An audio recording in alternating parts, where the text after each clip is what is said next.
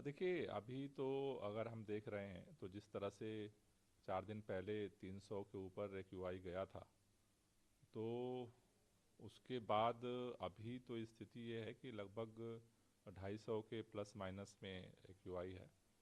लेकिन अभी ऐसा अनुमान लगाया जा रहा है कि आगे इसमें और बढ़ोतरी होगी। और उसी को देखते हुए ख़ास तौर से अब जो जितने रिपोर्ट्स आ रही हैं उसमें अब ये दिखा रहा है कि PM10 की जगह PM2.5 की मात्रा जो है वो बढ़ने लगी है। उन इलाकों में ज़्यादा एक्यूआई का स्तर बढ़ रहा है जहाँ पर जो है गाड़ियों का आवागमन ज़्यादा है। तो ऐसे में अब हम लोगों की फोकस यही है कि कैसे जो व्हीकल पोल्यूशन है उसको टारगेट किया जाए। और उसके लिए आज से हम लोग रेड लाइट ऑन गाड़ी ऑफ कैंपेन भी लॉन्च कर रहे हैं कि जिससे कि लोग थोड़ा और जागरूक हों और व्हीकल पोल्यूशन को कम करने में सहयोग करें। जी, व्हीकुलर पोल्यूशन ही बढ़ रहा है, 2.5 की मात्रा बढ़ रही है, लेकिन इसके जो ग्रैप 2 के तहत एक प्रावधान भी है कि पर्यावरण बस सेवा शुरू की जाएगी, फेरे बढ़ाए जाएंगे। मेट्रो ने तो अपनी तरफ से घोषणा कर दी है, लेकिन बसों को लेकर अभी कोई प्रक्रिया शुरू नहीं हुई है। नहीं, बसों की भी जो फ्रिक्वेंसी है, ज़्यादा से ज़्यादा बसों को सड़क पे उतारा जा रहा है। पर्यावरण बस सेवा शुरू करने की ज़रूरत अगले ग्रैब के अगले चरण में आएगी। लेकिन हमने पिछली बैठक में डायरेक्शन दिया कि अभी से तैयारी शुरू करें, क्योंकि अगर तैयारी शुरू नहीं करेंगे तो एकदम से बसें जो हैं वो हायर नहीं हो सकती हैं। तो उसकी तैयारी के लिए हमने निर्देश दे दिए हैं।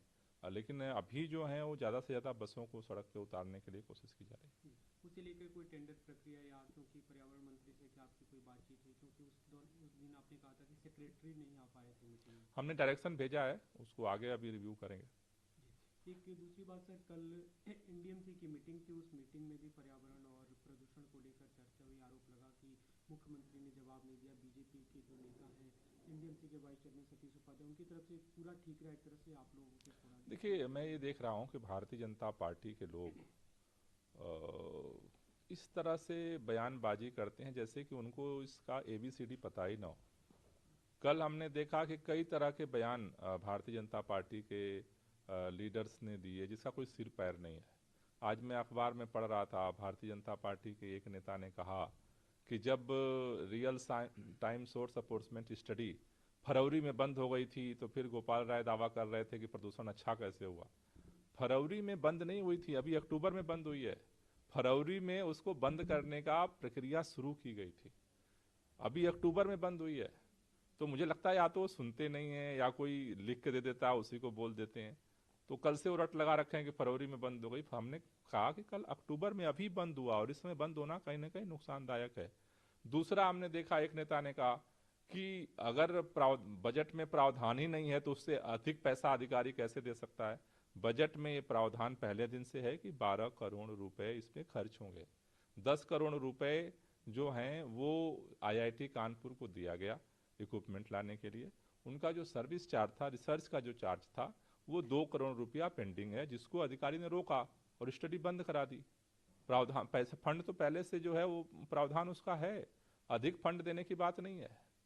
तीसरा, उन्होंने ने कहा कि भाई ये जो है अगर अधिक पैसा खर्च हो रहा है तो अधिकारी ऑब्जेक्शन उठाएंगे। ऑब्जेक्शन अधिकारी उठा सकते हैं, लेकिन आज 10 करोड़ रुपया जो इक्विपमेंट खरीद के रखा गया, स्टडी बंद कर दी, वो 10 करोड़ रुपया जो बर्बाद हो रहा है उसको जिम्मेदारी कौन देगा। तीसरी बात कि कोई भी अधिकारी किसी तरह का अगर कोई उसका सुझाव है, कोई प्रस्ताव है, किसी तरह का कोई ऑब्जेक्शन